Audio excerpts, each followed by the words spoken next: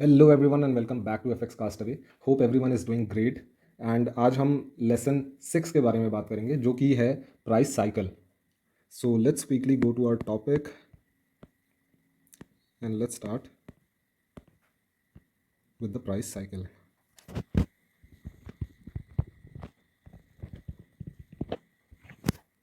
सो price cycle होता क्या है? बेसिकली प्राइस साइकिल एक कंप्लीट मूवमेंट जो होता है चार्ट का प्राइस का, उसे हम प्राइस साइकिल कहते हैं। तो लेट्स से हमें क्या क्या मिलता है प्राइस साइकिल में, देखते हैं। कंसोलिडेशन,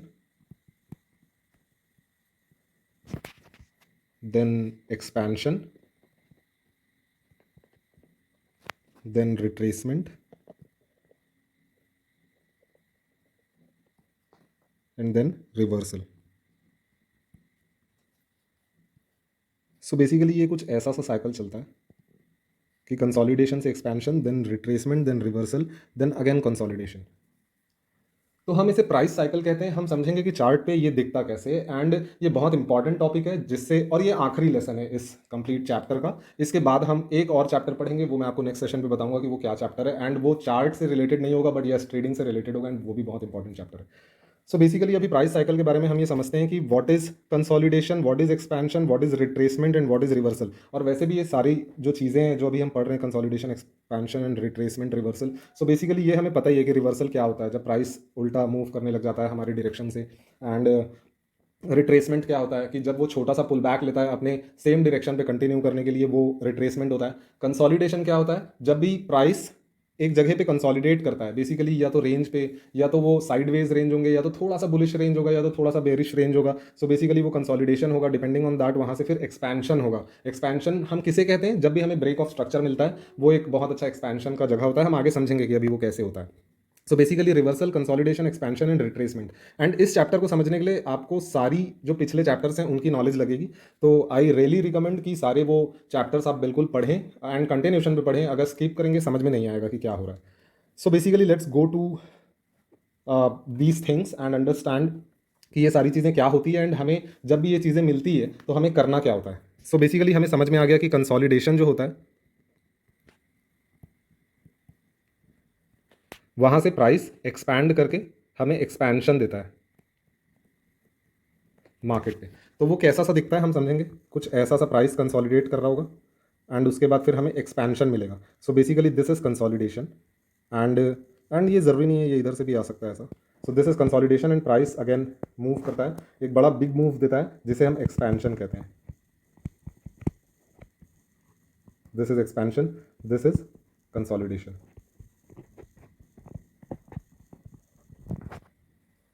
कंसोलिडेशन एंड एक्सपेंशन समझने के बाद हम समझते हैं कि रिट्रेसमेंट कैसा होता है। सो बेसिकली जब भी हमें कुछ ऐसा सा मूव मिलता है, so this is retracement, because what is overall direction? Our overall direction is this one. This is our overall direction. हमें कंसोलिडेशन मिला कहाँ से कहाँ तक? इस जगह तक। सो बेसिकली हुआ क्या? ये इस जोन तक आकर फिर से वापस अपने ही डायरेक्शन पे चला गया। सो this is consolidation.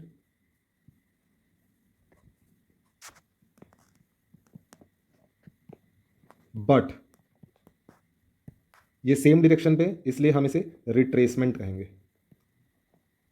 Because overall direction is upwards. That's why हम इसे रिट्रेसमेंट कहेंगे। एंड हम इसे पुल बैक भी कह सकते हैं। मैं इसे रिट्रेसमेंट कहता हूं पर्सनली। सो कंसोलिडेशन हमें यहाँ समझ में आता है, दो तरह का होता है कंसोलिडेशन। एंड कंसोलिडेशन, एक कंसोलिडेशन तब होता है जब हमें रिवर्सल मिलता है, एक कंसोलिडेशन तब होता है हम जब पुल बैक फाइंड करते हैं चार्ट पे, ऐसा। सो बेसिकली हमें समझ में आ गया कंसोलिडेशन एंड एक्सपेंशन। देन हमें समझ में आ गया रिट्रेसमेंट। रिट्रेसमेंट क्या होता है? एंड अगेन समझना है हमें रिवर्सल क्या होता है। So basically everyone knows already, reversal is something like this. So ये हमें रिवर्सल मिलता है यहाँ से, right. So this is also a zone जो हमें सप्लाई एंड डिमांड या फिर ऑर्डर ब्लॉक, ये सारी चीज़ें देता है। बिकॉज हमें यहाँ पे एक बिग मूवमेंट मिलता है जिसे हम एक्सपेंशन कहते हैं। So I hope you got my point and अब हम आगे बढ़ते हैं प्राइस साइकिल को एंड समझते हैं कि जब भी हमें ऐसा कुछ भी मिलता है मार्केट से तब हमें समझना क्या है। बेसिकली जब हमें एक्सपेंशन मिलता है तो क्या होता है, let's understand that first of all. Expansion जब भी हमें मिलता है या फिर रिट्रेसमेंट हमें जब भी मिलता है या फिर रिवर्सल जब भी हमें मिलता है, जब भी हमें एक्सपेंशन मिले तो हमें खोजना क्या है, ऑर्डर ब्लॉक, राइट। एंड इसे हमें जोन बनाकर रखना है। देन अगेन हमें जब भी रिट्रेसमेंट मिलता है इसका मतलब क्या है, मार्केट पे इन एफिशिएंसी खोजना है हमें, जिसे हम इम्बैलेंस भी कहते हैं। पर्सनली मैं इसे इम्बैलेंस कहता हूँ। देन जब भी हमें रिवर्सल मिलेगा, रिवर्सल से हमें क्या मतलब समझ में आता है कि प्राइस इज सीकिंग और price seeks to grab liquidity.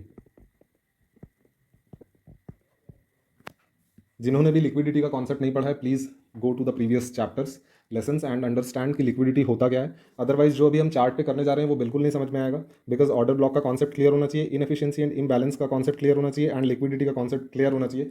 तब हमें समझ में आएगा कि प्राइस साइकिल कैसे काम करता है, कब हमें एक्सपेंशन मिलता है, कब हमें रिट्रेसमेंट मिलता है, कब हमें रिवर्सल मिलता है और कब हमें कंसोलिडेशन मिलता है। तो बेसिकली हमने यहाँ पे कंसोलिडेशन को क्यों इंक्लूड नहीं किया है, क्योंकि जब भी हमें कंसोलिडेशन मिलता है वहाँ से मार्केट शुरू होता है हमारे लिए। जब मार्केट शुरू होता है तो हमें सबसे पहले मिलता है एक्सपेंशन, देन हमें मिलता है रिट्रेसमेंट, देन हमें मिलता है रिवर्सल एंड अगेन मार्केट अपने डायरेक्शन पे कंटिन्यू हो जाता है। सो बेसिकली हमें देखना कैसे ये सारी चीज़ें चार्ट पे, let's go to the chart and understand कि हमें चार्ट पे ये सारी चीज़ें कैसे मिलेंगी। So this is a chart of GBP JPY 30-minute chart and let's quickly take a screenshot and understand कि हमें यहाँ पे कैसे सारी चीज़ें मिल रही है। सो बेसिकली अभी हमें समझ में आ जाता है कि मार्केट जो है वो अभी अभी इसने रिवर्सल दिया है एंड रिवर्सल कैसे दिया है, क्योंकि मार्केट अभी ब्रेकआउट हुआ है यहाँ से, ब्रेकआउट होने के कारण हमें रिवर्सल मिला। एंड अब हम समझेंगे कि हमें यहाँ पे कैसे एक्सपेंशन या कंसोलिडेशन या रिट्रेसमेंट और रिवर्सल मिल रहा है, ये सारी चीज़ें अभी हम समझेंगे। अभी हमें इतना समझ में आ गया कि मार्केट ब्रेकआउट दे दिया है डाउन ट्रेंड के बाद, तो मार्केट अप ट्रेंड पे है एंड हमें अच्छा से एक अच्छा एंट्री खोजना है एंड हमें एक अच्छा अकाउंट कैपिटलाइज करना है हमारा। सो बेसिकली अभी हमें यहाँ सीधा सीधा दिखता है कि ये कंसोलिडेशन रेंज है, यहाँ पे मार्केट अच्छा खासा कंसोलिडेट हुआ है एंड जब कंसोलिडेशन रेंज से मार्केट बाहर निकलता है तो हम उसे क्या कहते हैं, expansion, right. So this is expansion. हम यहाँ पे लिख लेंगे that this is consolidation, this is expansion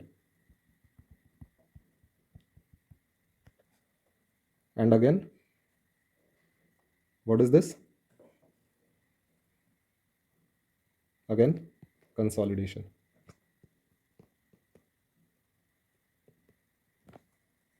अब इसके बाद हमें क्या मिलता है, इसके बाद हमें रिट्रेसमेंट मिलेगा, राइट। तो रिट्रेसमेंट हमें कैसे मिलेगा, ऐसा कुछ, this is retracement, market retraces down.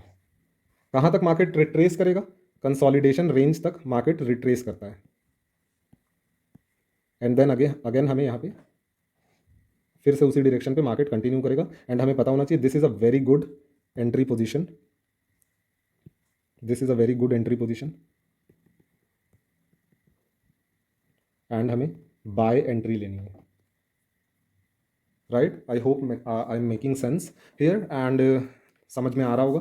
Basically हमें सबसे पहले कंसोलिडेशन मिल गया यहाँ, देन हमें एक्सपेंशन मिल गया यहाँ पे, देन हमें हमें अगेन कंसोलिडेशन मिला। ज़रूरी नहीं है कि यहाँ इस ऊपर में फिर से हमें कंसोलिडेशन मिले, हो सकता है मार्केट सीधा सीधा रिट्रेस हो जाए ऐसा सा। सो बेसिकली हमें अगर हम इस कंसोलिडेशन को कंसीडर नहीं करेंगे तो भी हमें यहाँ से सीधा सीधा रिट्रेसमेंट मिलता है एंड रिट्रेसमेंट मिलने के बाद हमें दोबारा एंट्री करना है कहाँ से, कंसोलिडेशन रेंज से। अगर जो लेयरिंग करते हैं, जो स्कैल्पिंग करते हैं इंट्राडे के अंदर, सो वो बेसिकली यहाँ पे लेयर कर सकते हैं अपने मार्केट, जितना ऑर्डर ट्रिगर हो गया वो ऑर्डर ट्रिगर हो जाएगा बेसिकली, बाकी आप इसे कट कर सकते हैं जितने ऑर्डर्स ट्रिगर नहीं हुए एंड आपके ऑर्डर जो है वो पॉजिटिव पे ट्रेड होने लगेगा। So basically this is whole concept and हम इसे एक और एग्जांपल देखेंगे जो मुझे यहाँ पे बहुत अच्छा एग्जांपल दिख रहा है। This is our order block, because हमें यहाँ पे बेयरिश एनगल्फिंग कैंडल मिलता है, candle stick pattern. So this is basically bearish engulfing candlestick pattern. And जब भी हमें बेरिश एनगल्फिंग कैंडलस्टिक पैटर्न मिलता है, हमें करना क्या है, हमें यहाँ से एक रेंज बनाना है एंड उस रेंज से हमें क्लियरली दिख रहा है कि दिस इज सप्लाई एंड हमें सेल करना है मार्केट पे। जब भी इस रेंज पे मार्केट आकर पुश करेगा, सेल ऑर्डर लेना है। तो बेसिकली ये सारी चीज़ें जो पिछले चैप्टर से हम पढ़ते आ रहे हैं, वो अगर हमें पता है कि कैसे करना है, अगर ये प्रैक्टिस्ड है, तो आई डोंट थिंक सो कि ट्रेडिंग इतना ज़्यादा डिफिकल्ट लगेगा किसी को। बिकॉज आई बिलीव कि जितना हमने सीखा है अभी यहाँ तक, काफ़ी परसेप्शन चेंज हो गया होगा लोगों का, चार्ट देखने का तरीका चेंज हो गया होगा लोगों का।